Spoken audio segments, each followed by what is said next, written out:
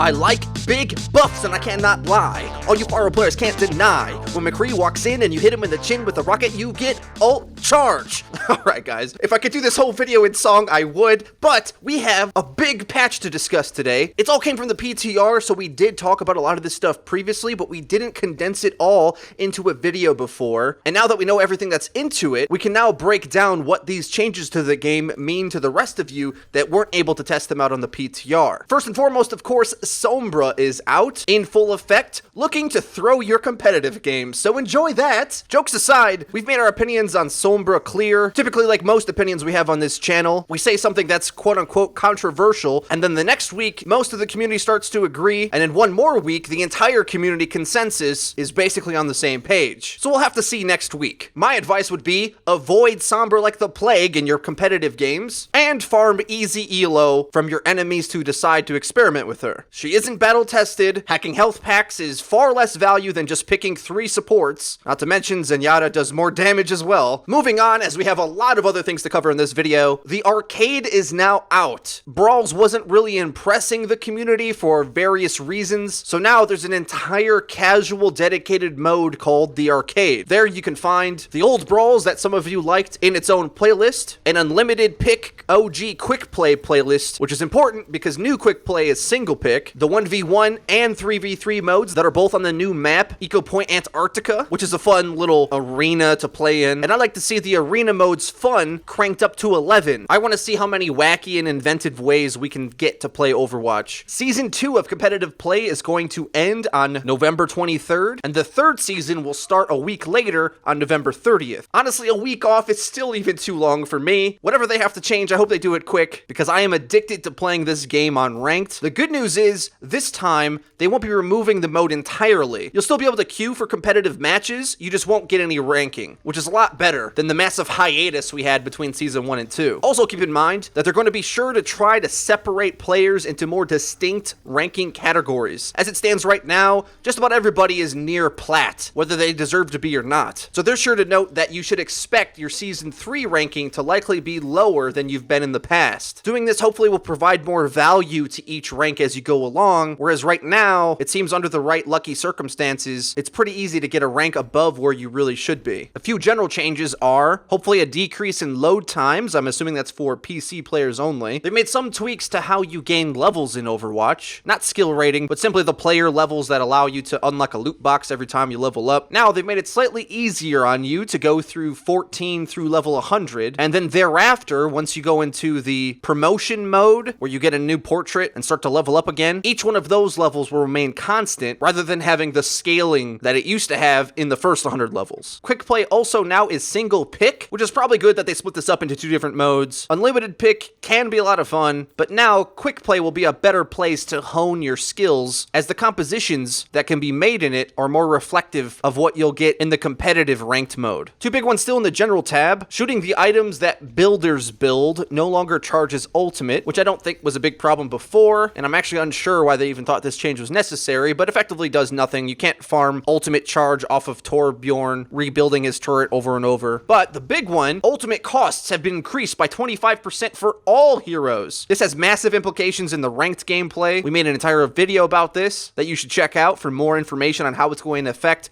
how the game's played. I actually don't know if this was necessary in quick play, by the way. It's definitely very important for ranked players, but I almost wonder if slowing the game down this way will affect the casual mode too much. Let me know what you guys think on that. Now on to the hero changes. Nano Boost no longer increases move speed. Hallelujah! Yes! Note that Ana will still be very good, especially since her nade got buffed a while back. The major change here is that now Nano has to be used tactically and set up properly, rather than just popping it whenever you want as an easy win button. Instead of having Reaper chase down every frag of the enemy team, it now might even just be better to exclusively pop it on ranged DPS characters, like McCree or Pharah, who will increase their survivability, but be able to still inflict damage on the characters that are trying to run away. Or, of course, Lucio Speed Boost is still a thing, and that's how you should ferry along Reaper or Reinhardt as you take the Nano Boost of Destruction into the face of the enemy team. Diva got her Call Mech ultimate changed to compensate a bit for the overall ultimate nerf, and this will help mitigate the delay she has to get back into her mech. But you should note, it is nerfed as well, so you'll have more time as Little Diva than you did before, but her mech is stronger, being able to move a bit more when firing, as well as having more overall health, totaling 600 now.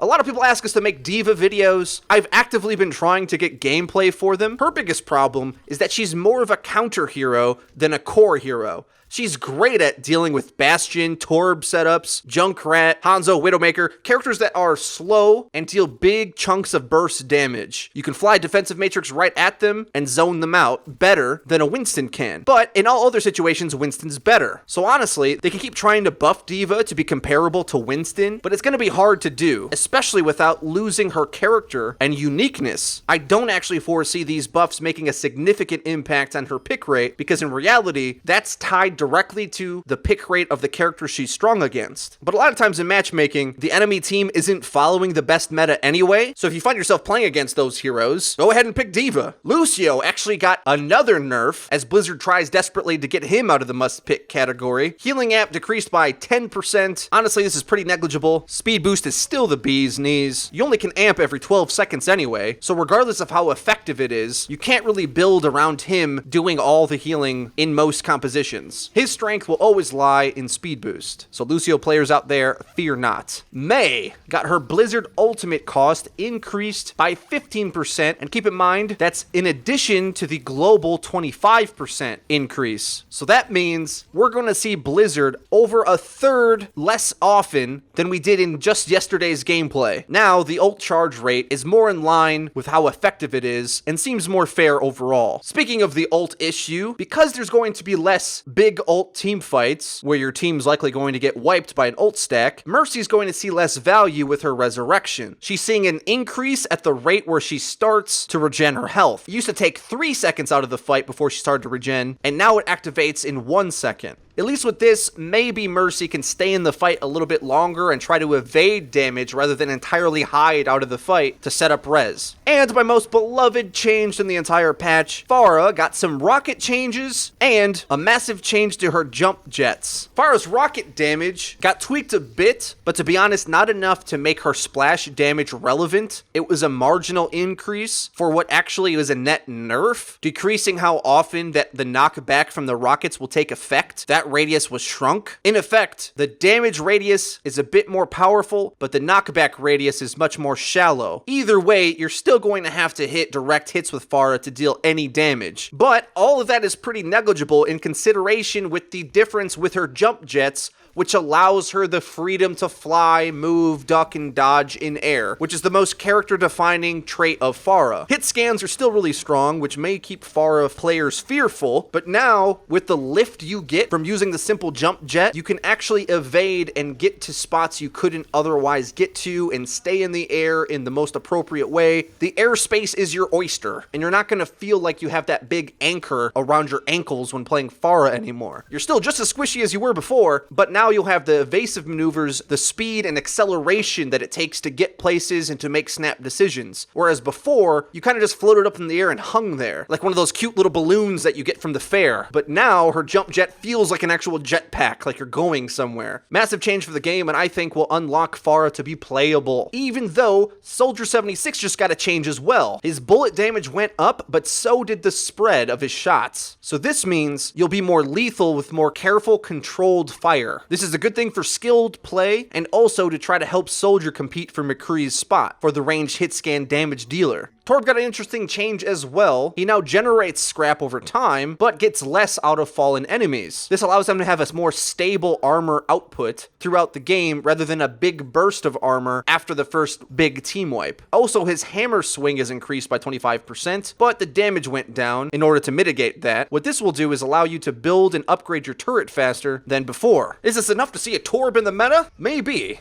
Widowmaker got changed yet again, and I think this may finally be the one that does it. The charge of her rifle went up by 20%, which is significant. So over the past few changes, we've had her quick scope increased, and now the time to her first lethal shot has been reduced as well. With all these things considered, I think she'll be playable, not to mention, you're going to have Pharah players miles above you in the sky anyway, and Widow might be the best way to keep her in check, even better than the buffed hit scans we have otherwise. Another change that Widowmaker got was that she no longer damages herself herself with her own venom mine. This means she can basically stand on the thing, and if you're a flanker diving her, you have to fear it, not her. And the last change we have is pretty controversial. Both of Zarya's barriers got a nerf to the amount of charge that she can receive from them. Now, instead of having a max of 50 charge per barrier, you now only can get 40. I've heard a lot of feedback about this Zarya thing. For a while, there was a lot of players that said she was overpowered, but also now with these changes, I hear a lot of people think that they were too much. Personally, I stand in the middle. I don't think either thing was necessary to change. Zarya will still be every bit as good as she used to be, even with the change to the ultimates and how fast she gains charge, because honestly, the power of popping a bubble on a target cannot be undervalued. Nothing else in the game can actually do that. Sure, you can jump over the top with Winston and put down a barrier, but it's not as instant and easy to do, whereas Zarya can put a bubble on a Reaper ult, or a Genji ult, or a Pharah ult, pretty much any ult that the enemy team would want to focus on to remove the value of. Whether she gained charge from that or not, it's still going to be a good ability. The only change that this made is that Zarya's recurring lethality will be dropped, and it will be even harder to get a good charge rate that allows you to be lethal, which also importantly drops the rate that she can get her ultimate. I made a video about Zarya over a month ago, and in that I explained that Zarya being so strong was more to do with the close range engagements that we see in Overwatch in the meta, which now is the previous meta because we're shifting immediately into a new one now. If you have two Widowmakers fighting each other from distance, projected barriers don't do much against that, because ranged engagements you can easily get out of. Whereas once you're locked in a close range engagement, if you pop a bubble in that scenario, you can't just decide to stop being in that fight. The only choice you have is, do I shoot through the barrier or don't I? Either way, the bubble guarantees value. So with ranged characters like Soldier and Widowmaker re-entering the meta, Zarya was going to see a drop in pick rate no matter what, or at least in value overall. I think this nerf doubles down on that, but I don't think they're going to achieve what they actually wanted to do, which is somehow see a point where D.Va can be a reliable off-tank. I don't see that happening. I just think we'll see more of Winston and Roadhog as off-tanks instead of Zarya, but we'll still see a great bit of Zarya because this nerf isn't enough to take her out of the meta. Woo! That was a whole lot of patch notes. I hope this video helped you guys out and get a feel for the changes that are going live in your game right now. Let me know in the comment section below what you think about these changes. Are they too much? Do you miss the nano meta already? Whatever your thoughts are, I want to hear them. Leave them in the comment section. If you enjoyed the video, please hit the like button. It really does help us out. If you haven't already, hit subscribe. We upload each and every day. We go live on Twitch each and every day as well, so check that out, linked in the description, and be sure to set up email notifications so you can see when we go live. Follow us on Twitter at YourOverwatchYT for stream announcements, updates, other cool clips that we post there, as well as to interact with us about the game. That's been it for me. I've been FREEDO for Your Overwatch.